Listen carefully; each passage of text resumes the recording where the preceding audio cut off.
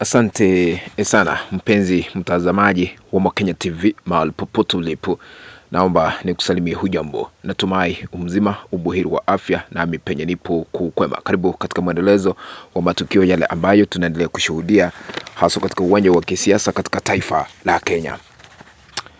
Sasa kumeweza kulipuka tena katika kaunti ya Kisumu, to be specific Kisumu town, baada ya mwananchi kuvamiwa ghafla tena.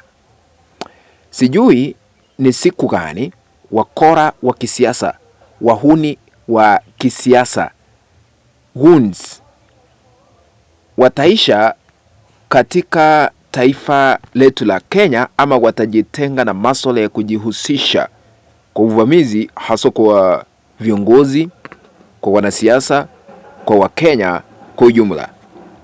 Sasa kumelipuka tena vita vikali, vimeweza kushuhudiwa mwananchi kuvamiwa ghafla katika kaunti ya Kisumu.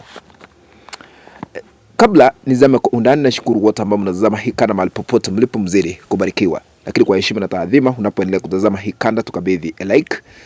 Kuna kidole hapa chini mwa kanda, bonyeza hicho kidole kama njia moja ya kutukabidhi like, na ikiwa hauja subscribe na kuomba tukaweze kusubscribe na washa kengele ili kuendelea kupata taarifa hizi kemkem kila wakati. Kitu ambacho unaweza kuamini ni hiki, kwa kufahamisha yale ambayo tunayapokea kwa akina. Sasa Linda Mwananchi, vile mnajua, siku ya Jumamosi walikuwa katika kaunti ya Vihiga, siku ya Jumapili wako katika kaunti ya Kisumu kuendesha siasa zao za Linda Mwananchi, baada ya kuondoka katika mrengo ule mwingine wa Linda Ground unaongozwa na Oburu Odinga. Lakini sasa kumeweza kulipuka.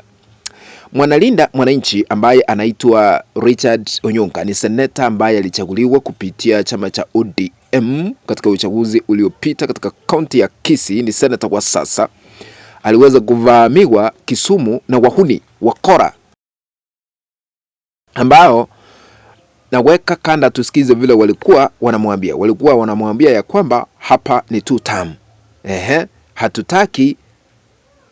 Hatukutaki hapa ni two term. Kumaanisha wakora hawa ni wa mrengo upi wakati wanasema hapa ni two term? Wanamuunga mkono nani? Kwa sababu hawakusema hapa ni one term. No, hapa ni two term, hatukutaki hapa, enda. Sikiza hii.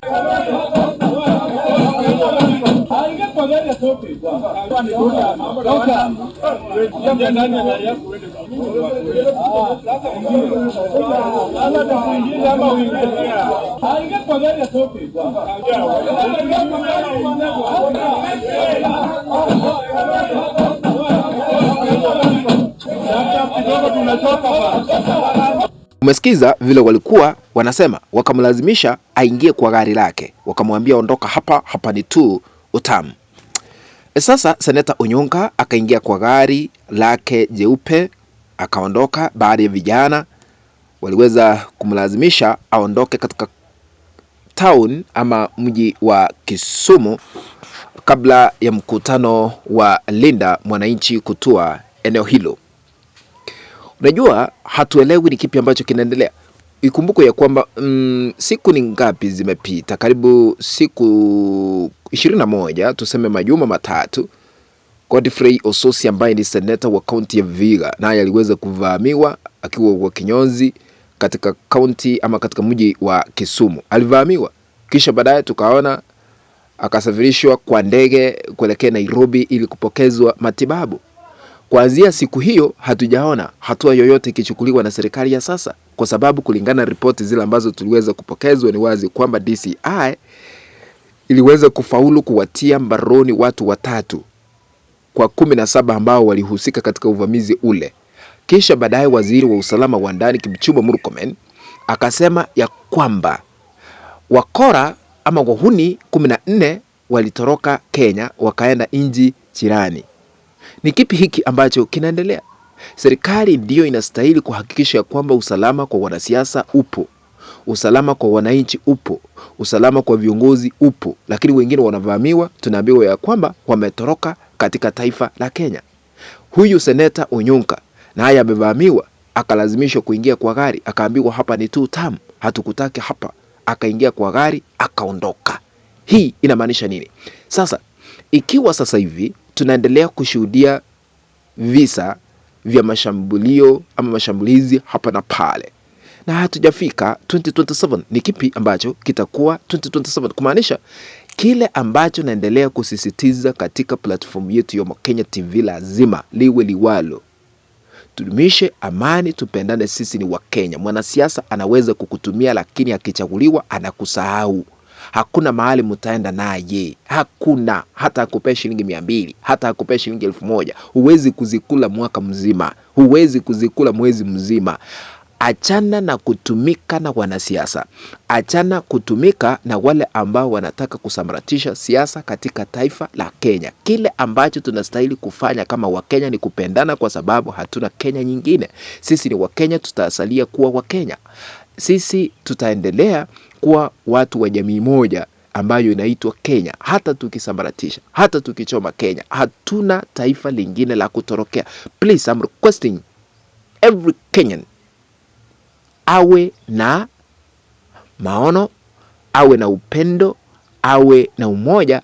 Tudumishe amani kabla na baada ya uchaguzi ujao wa 2027.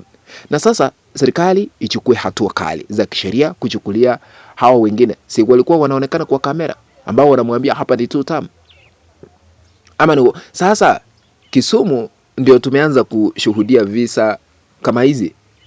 Kuna wale ambao wamefanya investments pale wanaweza kuogopa kwa sababu wameona kile ambacho kinaendelea. Ikiwa mwanasiasa anakuwa attacked, if a politician is being attacked, hapa uta common mwananchi, huyu mwingine ambaye sio mwanasiasa, huyu sio kiongozi, atafanyiwa nini? Kwa hivyo serikali ichukue hatua kali za kisheria kwa sababu hawa watu walionekana.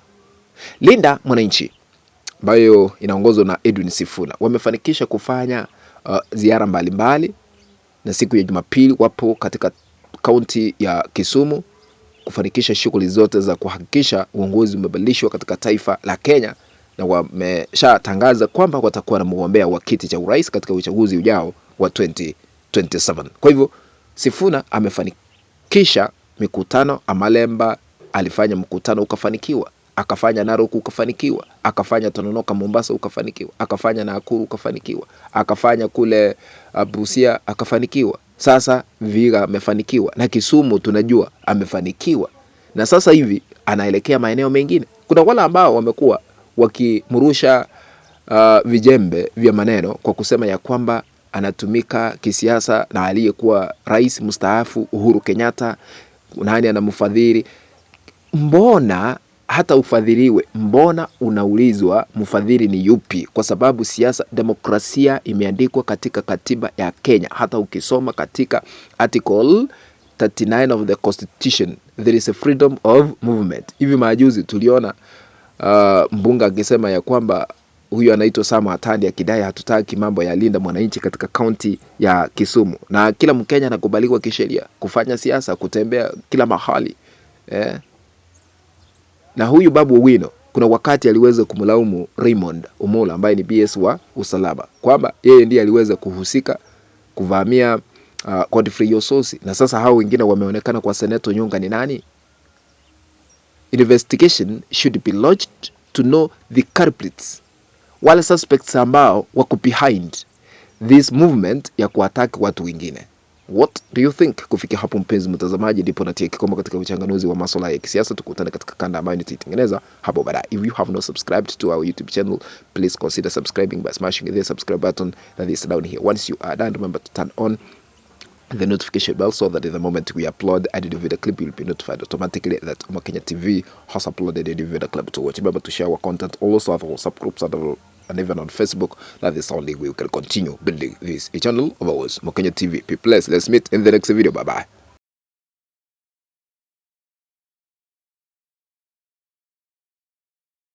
Thank you for watching. Adios.